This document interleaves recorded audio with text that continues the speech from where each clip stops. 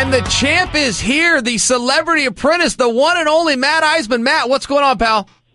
Hey, gangster. I love hearing you call me the champ. Hey, there is nothing cooler than that. Congratulations on that. I mean, it was well-earned, and you had some pretty stiff competition. Look, Boy George did not lay down for you in the finals. He came out and tried to win. No, he really was a beast, and that's the thing I think that people, you just can't see it watching the show, Chael. We saw it day in and day out, that Boy George was surprisingly creative. He was passionate. And then when he has Carson Kressley on his team, who to me was pound for pound the most talented guy in the entire competition. So going into it, I knew the finals were going to be a slobber knocker, to say the least. Yeah, hey, I agree with what you just said about Carson. Carson was a special talent, and I've tried to tell people on this show, he was the personal assistant to Ralph Lauren for like 11 years, and he had to do everything under the sun and work 14 and 15 and 16-hour days. That guy was a talent, and he was a threat from the beginning. But in fairness, Matt, you were the belle of the ball. I knew it on day one. When we met down at the social, I went upstairs. My wife, Brittany, said, "What'd you think?" And I said, "Honey, we got a problem, and his name's Matt Eisman." She goes, "What do you mean?" I go, "Well, he's handsome. He's nice. He's friendly. He graduated Princeton. He became an MD. He walked away from it all to try his hand in Hollywood, and he made it." And she's like, "Yeah, you're gonna have to find a way to get rid of him." I said, baby, I'm working on it. I said immediately the same thing when I went up. I didn't know. I'd only heard a few people were on the show, and I didn't know you were there. And what tipped me to you was you looked at Lovitz, who had his dog, Jerry Bruckheimer III, and you go, "I don't buy this bullshit. It's a work. Lovitz is trying to play us all." And that's when I saw the gangster strategist coming out in you. Oh, yeah. Hey, listen, it was a game. And the one thing, Matt, about it, the one thing that I get asked more than anything else is, would you do it again? And my answer is always absolutely. And what I tell people is, guys, think of the most fun games you've ever played. Hide and seek and tag. These games are free. Then as you become an adult, you play games that cost a little money. Maybe you could play some golf and you got to throw down 30 or 40 bucks or, whatever it might be. This game costs $10 million for NBC to produce. It is the ultimate game. And I wish we were playing right now. I would do it again. But would you do it again? Or did it exhaust you? I would say it was exhausting for me. I think you were, I think, the most comfortable with the mind games. And there was stuff like when Lisa Leslie on, I think it was the Larissa's task, when she's like, "What are you doing, Chael?" And you just look at her, killing time. Just killing time, Lisa. I loved the way you played the game. For me, I was a little less comfortable with it, and yet, like you said, I loved it. What I loved was I felt like it challenged us in ways you just don't get challenged very often in life. I mean, you do as a fighter, but for me, most of the stuff I do, I'm not risking anything when I host a show. I'm not the one who's putting my ass in the line. I'm not stepping into the ring. And that's what I liked about this, is you felt the competitive fires going, and you felt the chance to step up and shine, and you felt like, hey, this is getting to show people a different side of me. And it was an unbelievable opportunity. And like you said, the brands, the opportunities we got, it was incredible, the access we had and the people we got to meet. Yeah, I fully agree with that. Hey, let me ask you this. So, of course you've heard about it, but President Trump started coming after Governor Schwarzenegger about ratings. And it was very interesting because when it first happened, I thought, okay, this is a little bit of pro wrestling.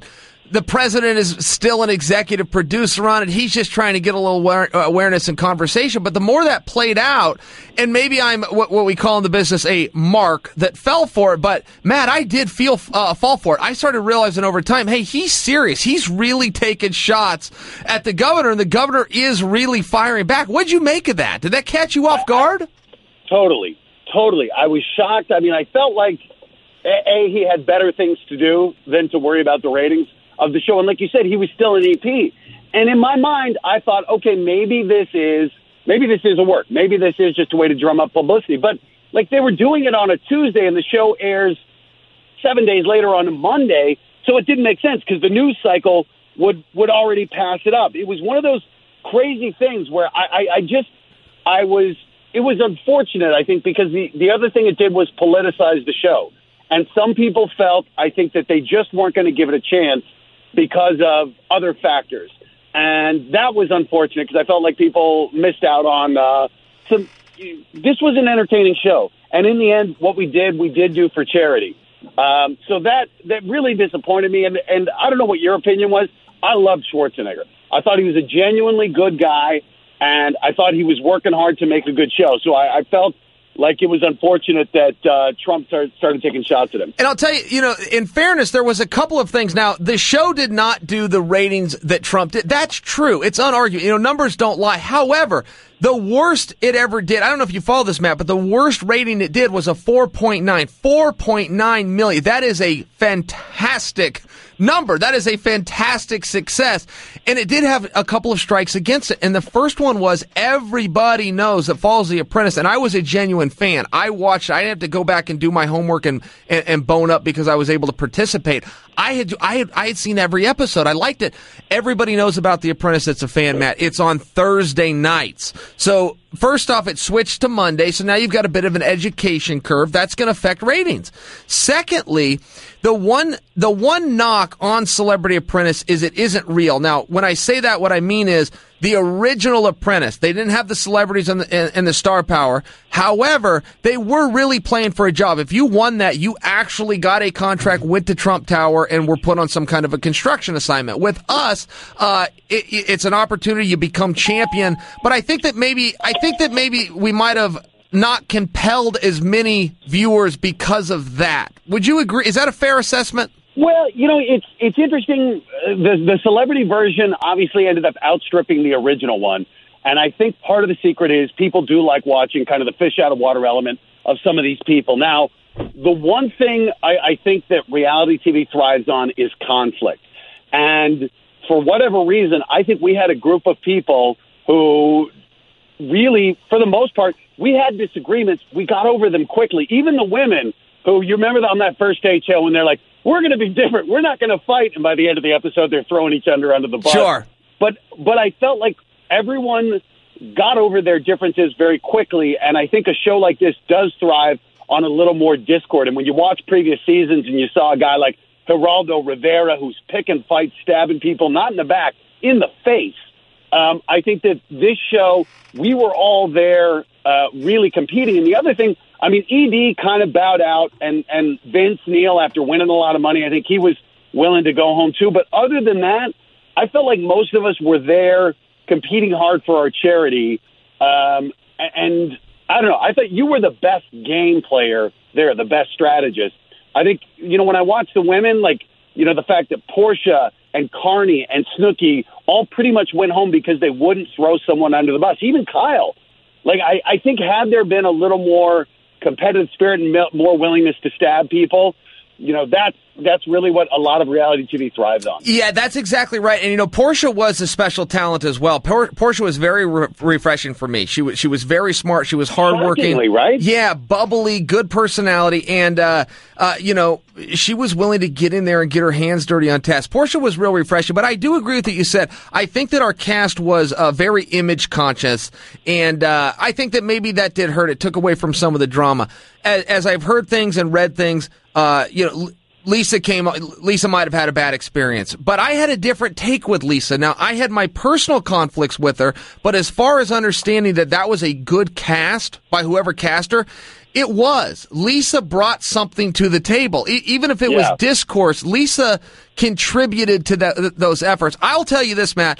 I like the reality TV. I like the conflict. I had so many things aside from cutting the cord that they just let go. It never even made TV. I was giving them the goods. I had a great one on our very first day with the makeup challenge. I don't know if you know this, but if you remember that makeup challenge, so we were on one set, but three inches away from us through one little sliding door was the girls' set. Team. Yeah. I went into their set. I look around and go, wow, this is beautiful. But the one thing I'm noticing is there's no girls in here. They're staged somewhere else. This room is sitting empty. So I grab Vince and I go, hey, let's call the furniture company and have all this stuff picked up and taken away. When the girls come back. I remember you saying that. We panicked. Yeah, and Vince was like, hey, we can't do that. I'm like, Vince, it's a reality show. And I knew right then, hey, if I can't get Vince Neil, who's a little bit sauced up. I mean, it was 10 a.m. Vince had been drinking for 3 hours by then. If I can't get Vince Neil on board with me over to the dark side here, I'm not going to get anybody. So, it had to go a little bit straighter, but I do think for TV, and I could be wrong, but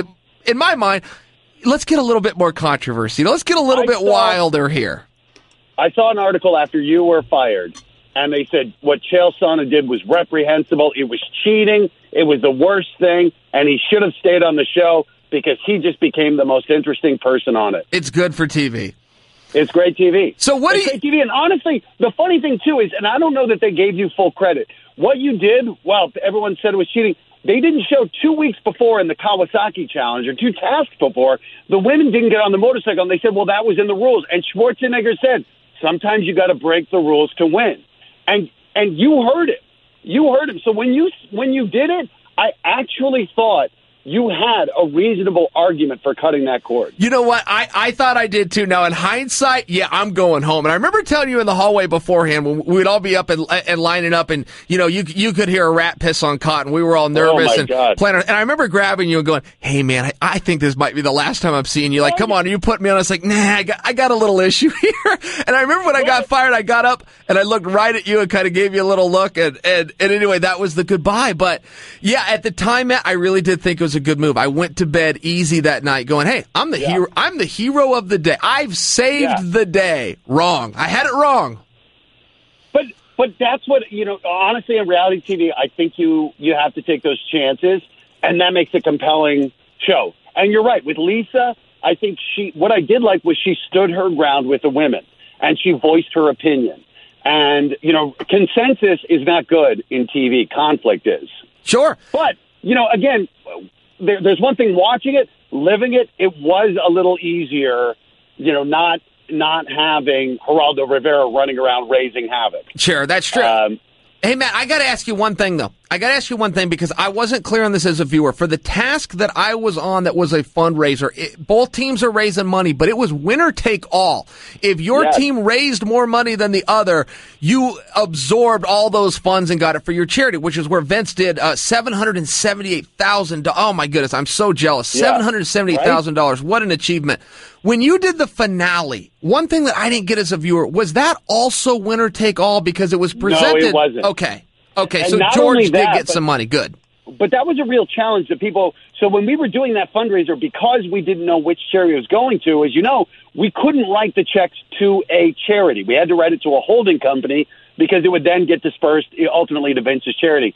In the finale, we could actually have people write the check to our charities. And that made fundraising substantially easier because people aren't comfortable writing a large check to a holding company, not really knowing what's, the holding company of the TV show. So that was a little anti-baseball, but it did make it a little easier to ask people for big money when you said, no matter what, even if I lose, this money is going to my charity, so rest easy with that. Yeah, that's very cool. I wish that would have been explained a little bit more, and I don't know if the average viewer would actually care, but I did. Knowing how the process worked, I did, and that's how it was presented. That was my takeaways. Wait a minute, I think George got about $400,000 for his charity, which is a huge success. So I got to ask you just one final thing, and I know you got to jump, Matt, but where do you go from here? I mean, I'm seeing you all over the place. I appreciate you coming on this show, but I saw you on Fox News a week ago. You did a fantastic job. The one thing about Matt Eisman is people, they all have the same consensus. You love Matt as soon as you get exposed to Matt. And that was so important about this show, I think, for you, for all of us, but for you was to just get that exposure.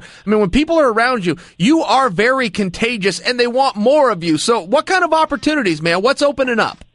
We're waiting to see, Chael. It was exactly. American Ninja Warrior has been a fantastic show, but the show is the star. Apprentice was great because I did get to show people a different side of me, and hopefully more opportunities are coming. Nothing concrete, but man, sky's the limit. I was thrilled to get to do the show, to meet the people.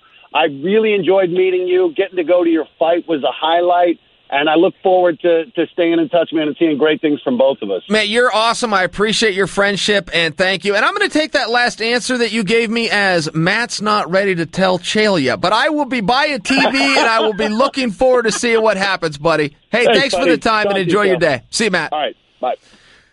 Joel, how cool was that guy? So one thing about the process of Celebrity Apprentice, and you really do leave with a pretty positive feeling. It was fun.